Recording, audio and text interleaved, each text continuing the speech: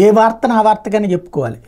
పొంగనూరులో జరిగినటువంటిది లేకపోతే కనుక వినుకొండలో జరిగినటువంటిది వైసీపీ వాళ్ళ మీద దాడులు అయితే, తెలుగుదేశం పార్టీ వాళ్ళ మీద దాడులు రెండు ఇప్పుడు ఈనాడు హైలైట్ చేసింది. పల్నాడు జిల్లా నూజెండ్ల మండలం బుర్రిపాలెంలో గురువారం తెలుగుదేశం పార్టీ మండల బీసీసీఎల్ అధ్యక్షుడు గౌరబోయిన శివయ్య మీద వైకాపా నేత అతని భార్య గొడ్డలతో దాడికి పాల్పడ్డారు. ఇటీవల గ్రామంలోని రామాలయానికి వైకాపా నాయకుడు బొడ్డు సీను వైకాపా రంగులో ఉన్న విద్యుత్ బల్బులు ఏర్పాటు చేయడంతో వివాదం నెలకొంది. అన్ని వర్గాలు పార్టీలకు సంబంధించిన రామాలయానికి పార్టీ రంగులో ఉన్న బల్బులు బిగించడం సరికాదంటూ శివయ్య వారించారు. దీంతో ఇద్దరి మధ్య వివాదం ఏర్పడింది.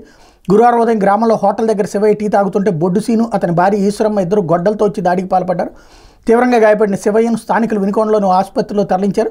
దాని మీద కేసు దర్యాప్తు చేస్తున్నట్టు ఎస్ఐ లక్ష్మీనారాయణ రెడ్డి చెప్పారు. మరొక వైపున ఎన్నికల్లో వైకాపా ఓటమితో రగిలిపోయిన ఆ పార్టీ కార్యకర్తలు పాత కక్షలతో తెలుగుదేశం పార్టీ అనుచరుల మీద మద్యం సీసాలు బ్లేడర్తో దాడికి తెగబడ్డారు. తూర్పుగోదావరి జిల్లా సీతానగరం మండలంలో జరిగిన ఈ ఘటనలో బాధితులు గురువారం పోలీసులు ఫిర్యాదు చేశారు. బొబ్బిల్లంక చెందిన తెలుగుదేశం పార్టీ కార్యకర్తల కటికదల సురేష్ అతని స్నేహితుడు అవినాష్ పెయింటింగ్ పనులు ముగించుకుని బుధవారం రాత్రి 11 గంటల సమయంలో ఇంటికి వెళ్తున్నారు.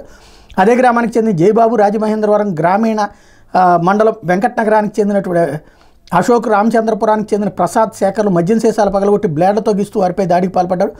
మొదటి సురేష్ మీద దాడి చేయగా అడ్డొచ్చిన అవినాష్ మీద మూకమ్మడిగా విరుచుపడ్డారు.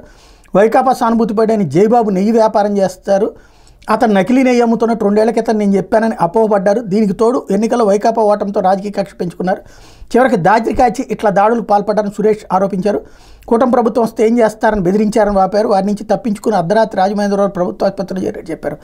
Rajanagaram MLA Janasena Battula Ramakrishna, Telugu Desam party incharge Boddu Venkataramana Chowdary బాధితులు పరామర్శించారు. తెలుగుదేశం పార్టీ వర్గీయులపైనే దాడులు చేస్తూ తిరిగి వైకాపా వర్గీయులపై దాడులుగా చిత్రీకరిస్తున్నారని ధ్వజమెత్తారు. ఇందులో ఈ ఇష్యూ రెండోది మాత్రం ఖచ్చితంగా ఫాల్స్గానే ఉంది. వాళ్ళు ఏదో ఇద్దరి మధ్యన వ్యక్తిగత గొడవ, దాన్ని తీసుకొచ్చి పార్టీల్లోకి, ఇప్పుడు పార్టీలో ఉన్నారు కాబట్టి పార్టీలు, దాంతో పార్టీ ఇన్ఛార్జీలు కూడా చేయడం. ఇది ఓవరాల్గా ఇది జరిగిందంటే ఇక రోజు ఒకళ్ళనొక్కళ్ళు తలకాయలు బాగా కొట్టుకోవడం, పార్టీ కాబట్టి మన మీద దాడి చేయబోతుంటే మనం కొట్టామని చెప్పడం, పోలీసులు కూడా ఏమీ చేయలేకపోవడం, టోటల్గా శాంతి భద్రతని మన చేతులతో మనం నాశనం చేసుకుంటున్నామేమో ఆలోచించుకోవాల్సి ఉంది.